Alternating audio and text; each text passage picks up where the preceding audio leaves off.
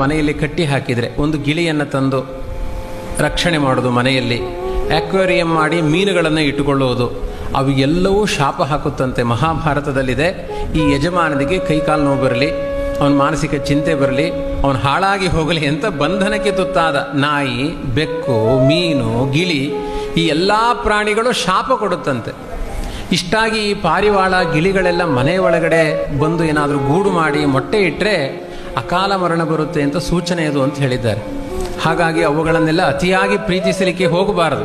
ಅವುಗಳು ಪ್ರಕೃತಿಯಲ್ಲಿ ಬದುಕಬೇಕಾದದ್ದು. ಆದರೆ ಪ್ರತಿಯೊಂದು ತಿನ್ನುವ ತುತ್ತಿನ ಜೊತೆಗೆ ಈ ಯಜಮಾನನಿಗೆ ಒಳ್ಳೆಯದಾಗಲಿ ಅಂತ ಆಶೀರ್ವಾದ ಮಾಡುವ ಏಕೈಕ ಪ್ರಾಣಿ ಹಸು ಮಾತ್ರ. ಇವತ್ತೇನಾಗಿದೆ ನಮ್ಮ ಸಮಾಜದಲ್ಲಿ, ಹಸುವೊಂದನ್ನು ಕಟ್ಟಲಿಕ್ಕೆ ತಯಾರಿಲ್ಲ. ನಾಯಿ ಕಟ್ಟುತ್ತಾರೆ, ಪುಚ್ಚೆ ಸಾಕ್ತಾರೆ, ಮನೆ ತುಂಬ ಪುಚ್ಚೆಗಳು. ಒಂದು ಬೆಕ್ಕಿನ ರೋಮದಲ್ಲಿ ಕೋಟಿ ಬ್ರಹ್ಮಹತ್ಯೆಯ ಪಾಪಗಳಿದೆಯಂತೆ. ಅದಕ್ಕೆ ಸಣ್ಣ ಸಣ್ಣ ಮಕ್ಕಳೆಲ್ಲ ಪುಚ್ಚೆ ಪುಚ್ಚೆ ಅಂತ ಅಚ್ಚೆ ಬಚ್ಚೆ ಎಲ್ಲ ಮಾಡಬಾರ್ದು. ಅದಕ್ಕೆ ಅತಿಯಾದ ಪ್ರೀತಿಯನ್ನು ಮಾಡಬಾರ್ದು. ಮಹಾಪಾಪಿಷ್ಠವಾದ ನಾನೇ ದೇವರು ಅನ್ನುವ ಅಹಂಕಾರಪಟ್ಟ ವ್ಯಕ್ತಿಗಳು ಬೆಕ್ಕಾಗಿ ಹುಟ್ಟಿರ್ತಾರೆ ಅಂತ ಇದೆ. ಅದು ಹಾಲು ಕುಡಿಬೇಕಾದ್ರೆ ಈ ಯಜಮಾನ ಸತ್ತೇ ಹೋಗಲಿ ಎನ್ನುತ್ತಂತೆ. ಅಷ್ಟು ಕೆಟ್ಟ ಪ್ರಾಣಿ ಅದು ಪುಚ್ಚೆ. ಇನ್ನು ಹೊಡೆದು ಕೊಲ್ಲಿಕ್ಕೆಲ್ಲ ಹೋಗಬೇಡಿ ಆಯಿತಾ.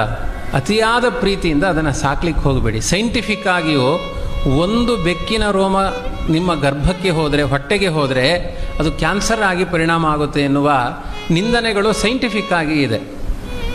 ಪ್ರತಿಯೊಂದು ಪ್ರಾಣಿಗಳು ದ್ವೇಷ ಮಾಡುತ್ತೆ. ಯಜಮಾನನ ಹತ್ತಿರ ಬಂಧನ ಇಷ್ಟಪಡಲ್ಲ. ಹಾಕಿದ ಪದಾರ್ಥವನ್ನು ಸ್ವೀಕಾರ ಮಾಡುತ್ತೆ. ಅವುಗಳಿಗೆ ಪದಾರ್ಥಗಳನ್ನು ಕೊಡಿ, ಆದರೆ ಮಮತೆ ಬೇಡ. ಮಮತೆಗೆ ಯೋಗ್ಯವಾದ ಏಕೈಕ ಪ್ರಾಣಿ ಹಸು ಮಾತ್ರ. ಪ್ರತಿಯೊಂದು ತುತ್ತಿಗೂ ಯಜಮಾನನ ಮನೆಯಲ್ಲಿ ಬರುವ ಸಮಸ್ತ ಕಷ್ಟಗಳು ಪರಿಹಾರ ಆಗಲಿ ಅಂತ ಪ್ರತಿಯೊಂದು ತುತ್ತನ್ನು ತಿನ್ನಬೇಕಾದ್ರೆ ಯೋಚನೆ ಮಾಡುತ್ತಂತೆ ಹಸು. ಹಾಗಾಗಿ ಪ್ರತಿ ಒಂದು ಹಸುವನ್ನು ರಕ್ಷಣೆ ಮಾಡಿದರೆ ಸಮಗ್ರ ಭೂಮಂಡಲದಲ್ಲಿರುವ ಎಲ್ಲ ಜೀವರಾಶಿಗಳಿಗೆ ಆಹಾರವನ್ನು ಕೊಟ್ಟ ಪುಣ್ಯ ಇದೆ.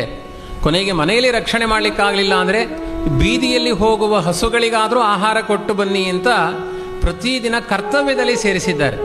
ಯಾವ ಪ್ರಾಣಿಗಳಿಗೂ ಭೂತಬಲಿ ಅಂತುಂಟು. ಅದು ಸುಮ್ಮನೆ ಆ ಅನ್ನವನ್ನು ಭೂಮಿಯ ಮೇಲೆ ಹಾಕುವುದು, ಯಾರ್ಯಾರಿದ್ದಾರೆ ಎಲ್ಲ ತಿಂದುಕೊಂಡು ಹೋಗಲಿ ಅಂತ. ಆದರೆ ಒಂದು ಮಂತ್ರ ಇರುವುದು ಹಸುಗಳಿಗೆ ಮಾತ್ರ. ಗಾವೋ ಮೇ ಮಾತರ ಸರ್ವಾಹ ಪಿತರಶ್ಚಾಪಿ ಗೋರುಷಾಹ ಗ್ರಾಸಮುಷ್ಟಿ ಪ್ರದಾನೇನ ಸಮೇ ವಿಷ್ಣು ಪ್ರಸೀದತು ಅಂತ ಮಂತ್ರಪೂರ್ವಕವಾಗಿ ಆಹಾರವನ್ನು ದಾನ ಮಾಡಿಸಿಕೊಳ್ಳುವ ಪ್ರಾಣಿ ಅದು ಹಸು ಮಾತ್ರ.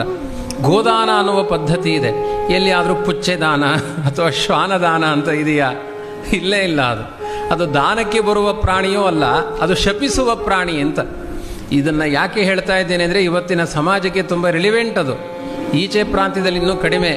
ನಮ್ಮ ಮೈಸೂರು ಬೆಂಗಳೂರಿನಲ್ಲಿ ಒಂದೊಂದು ನಾಯಿ ಸಾಕುವವನಿಗೆ, ಅದಕ್ಕೆ ನಾಯಿ ವಾಕಿಂಗ್ ಮಾಡಿಸುವವನಿಗೆ 35,000 ಸಂಬಳ ಉಂಟು.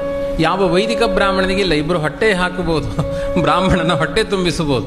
35,000 ಅದಕ್ಕೆ ಮೂತ್ರ ಮಾಡಿಸಿಕೊಂಡು ಬರುವವನಿಗೆ. ಇಂಥ ಅವಸ್ಥೆಗಳು. ಮತ್ತೆ ಅಲ್ಲಿದ್ದವರೆಲ್ಲ ಮನೋರೋಗಿಗಳೇ ಆಗ್ತಾರೆ. ನಾಯಿಯನ್ನು 5 ವರ್ಷ ಸಾಕಿ ನೋಡಿ, ನಿಮಗೆ ಮನೋರೋಗ ಜಾಸ್ತಿ ಆಗುತ್ತೆ ಅಂತ ಹೇಳಿದ್ದಾರೆ.